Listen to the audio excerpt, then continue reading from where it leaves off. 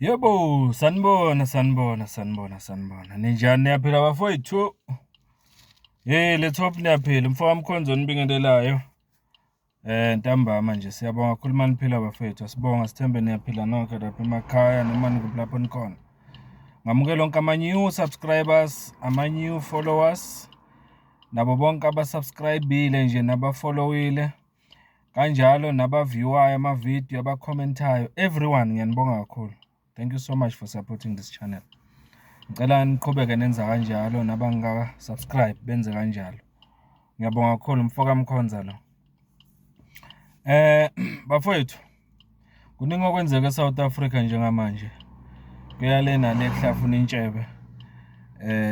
Sitholile kuma breaking news namhlanje ukuthi kuphinde kwenzeka okufana nokwenzeka ngaphambili ku Kelvin Mathibeli. Inkantolo iyasichitha isicelo sakhe sokudluliswa kwecala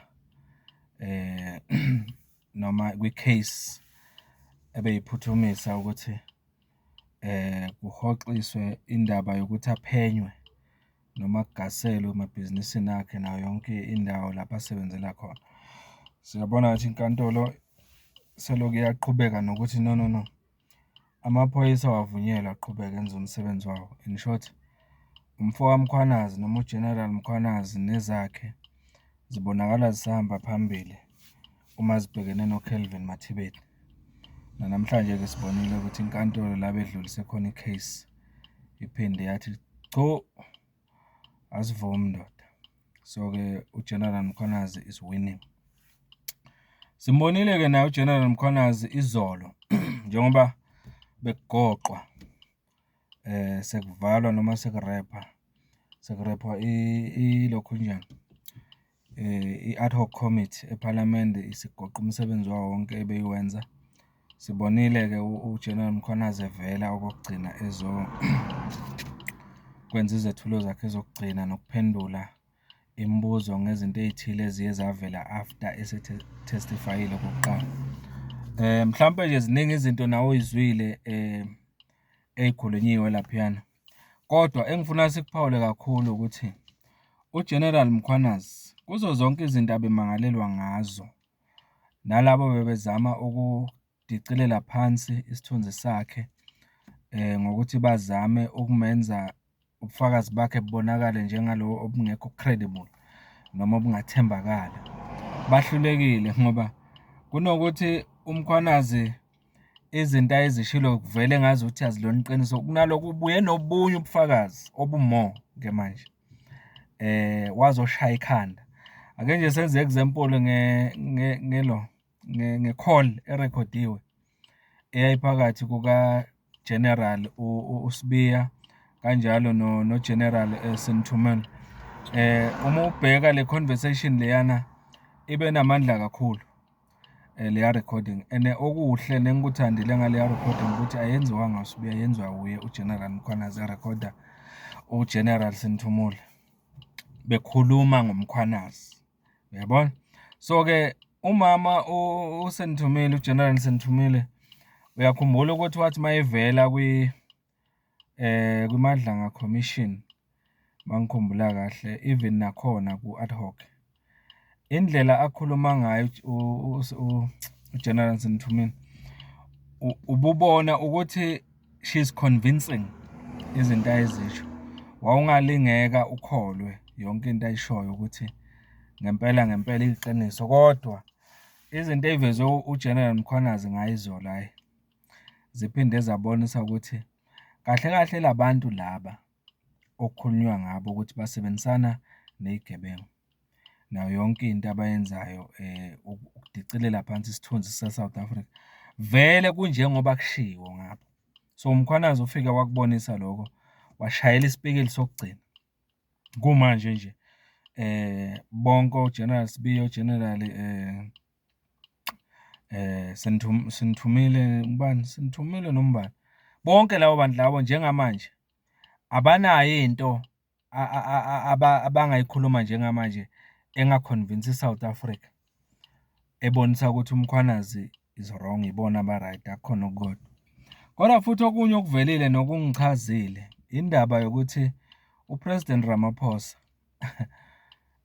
kuvelile ukuthi usephendulile-ke manje waveza istatement sakhe endabeni ye-PKTT ukuthi endabeni ye-PKTT izinto ezakhulunywa uMinister uMchunu azilona iqiniso ngokusho kuka-President Ramaphosa.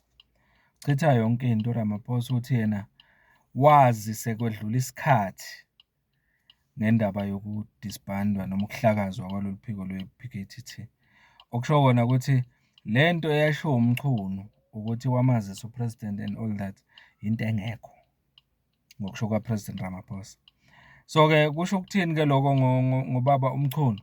Kusho ukuthi uma kuwukuthi esejikelwa no-President Ramaphosa, ama-hopes wakhe noma amathemba akhe ukuthi angabuyela kulesi khundla sokuba yiminister yamaphoyisa ayashabalala, aya ngokuya eshabalala ngempela ngoba phela umuntu onegunya nokuyena owamnika lesikhundla sokuba uminister, uma ngabe seveza ukuthi akakhulumanga iqiniso kuye, kuyabonisa ukuthi isikhundla sokuba uminister vele simfanele. Kakade kufanele vele ngabe uMchunu njengamanje siyazi ukuthi kudala kwa-decide ukuthi angeke aze abuye kulesi khundla futhi kuthathwe yonke into ngoba uyahola, uholela into engekho.